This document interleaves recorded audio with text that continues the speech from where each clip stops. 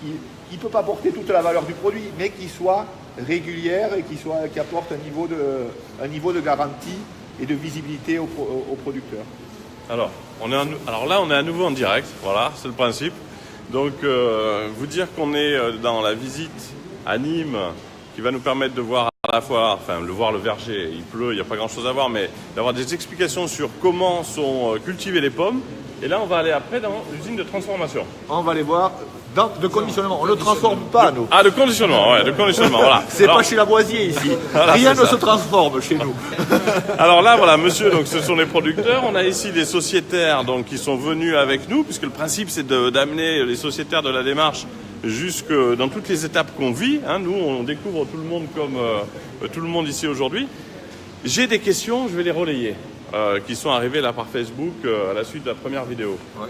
Évidemment, la question des pesticides, comment sont traitées les pommes. Alors nous, on a eu les réponses là. Ouais. Je vais essayer d'expliquer, puis après vous direz, je vais parler sur votre contrôle. On va parler Robert. Voilà, bon. Mais d'après ce que j'ai compris, premièrement, si on ne traitait pas les pommes, si un producteur, par souci de ne mettre aucun traitement sur les pommes, ne mettait aucun traitement, il n'y aurait absolument aucune pomme à l'arrivée. C'est ce que vous disiez.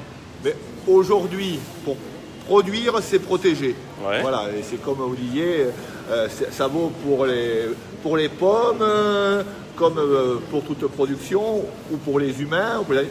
Il y a un stade, il faut protéger. La pomme, elle attire les consommateurs in fine, mais avant d'être pomme pour arriver sur le panier consommateur, elle attire des insectes, elle attire des champignons. Elle nourrit beaucoup d'autres. C'est eux qu'il faut la biodiversité. gérer. Et donc, on gère un équilibre un équilibre entre des ennemis de la production.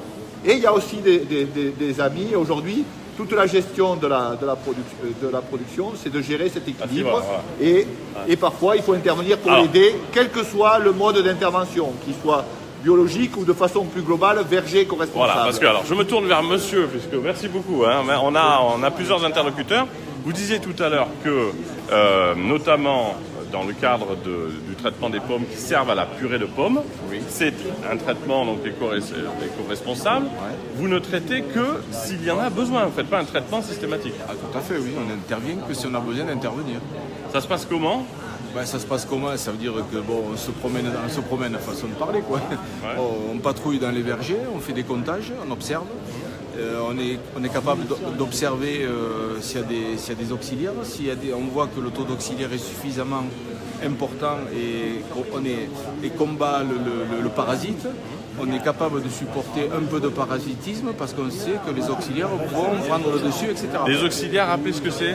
Ça peut être quoi? Les auxiliaires, ça peut être des typhlos, ça peut être des coccinelles, ça peut être... Les mésanges aussi, vous disiez que... Les mésanges, c'est un bon allié qui aide à manger. Donc les mésanges, on installe des nids, on met de biodiversité, donc parce que dans les...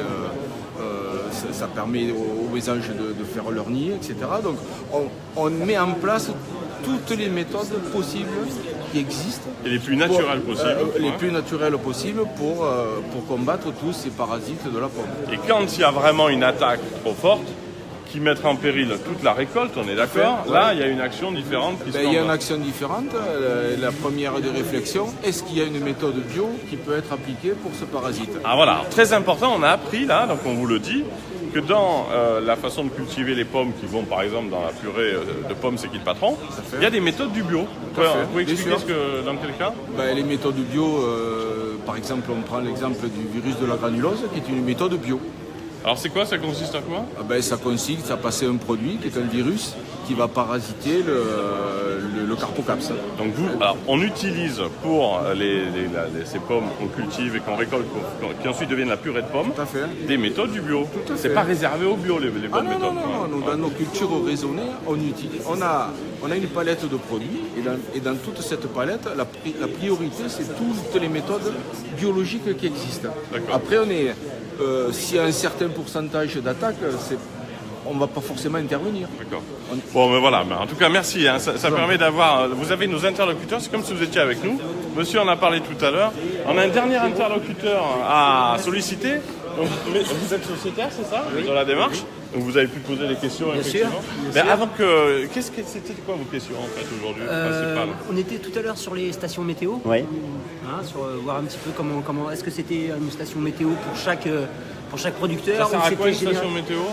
Mais en fait, c'est pour les taux d'humidité, pour pouvoir prévenir de la tablure, d'après ce que j'ai compris, Voilà. du Donc en fait, la station de météo va nous donner de la donnée climatique pour permettre de faire tourner des modèles. Monsieur, vous êtes qui d'abord pour Donc moi, je suis producteur Où ça juste à côté à Moguio. Là. Ah, Moguio, d'accord. Et vous nous expliquez tout à l'heure que on découvre clairement que tout ce que vous pouvez faire de naturel qui évite l'emploi de produits est fait par priorité, on est bien d'accord? Oui, c'est notre objectif, c'est d'utiliser le moins possible. Pour le consommateur et puis aussi pour l'utilisateur. Pour votre bonne santé à Pour vous. notre bonne santé et puis pour prévenir tous les risques, voilà. Donc si on se résume sous votre contrôle, on a des méthodes éco-responsables, parfois qui sont celles du bio, hein, on l'a vu tout à l'heure. Il n'y a pas de traitement systématique histoire de se faciliter la vie. Non. On ne le fait que s'il y a un problème, et là vous ouvrez l'œil chaque jour pour le faire. Vous utilisez les mésanges, les coccinelles, des choses tout à fait naturelles. On s'appuie sur les auxiliaires qui sont, voilà. Ah, c'est ça. Donc c'était plutôt, je sais pas, qu'est-ce que ça vous a inspiré? À la fois de comprendre, c'est une... Oui, enfin, on est dans la démarche de super intéressant de comprendre la production. Et le travail aussi derrière, qui est énorme. Hein. Le travail des producteurs.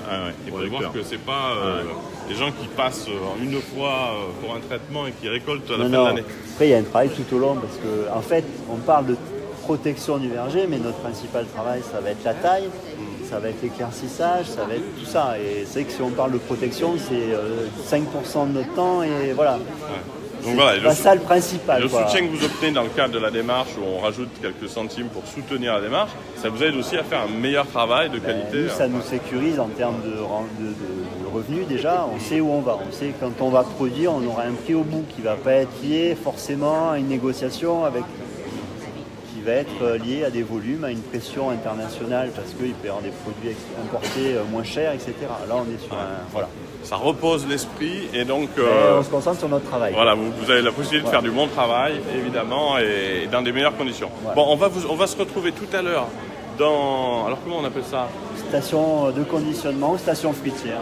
Mais parce que c'est là que... Ah oui, là, c'est les pommes. Là, c'est le... Oui, c'est pas la transformation. Non, c'est pas la d'accord. transformation. Ouais, Là, ok. on va être, Et donc là, on posera des questions sur l'étape d'après, après la récolte, ce qui se deviennent les passe. fruits, Voilà. ouais. Donc vous êtes dans les coulisses de cette journée, les producteurs près de Nîmes qui font ces pommes de qualité avec des méthodes éco-responsables et on va voir après ce qu'elles deviennent ces pommes. À tout à l'heure.